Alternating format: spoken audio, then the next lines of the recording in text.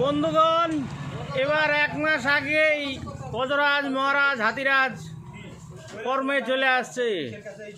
গতকাল ফরেস্টের কাছাকাছি পাতলা খাওয়ায় 3-4টা হাতি বেরোয়েছিল। আজকে কিন্তু আমাদের গ্রাম গোকসাডাঙ্গার খুবই কাছে ওই 3 জন হাতি চলে আসে।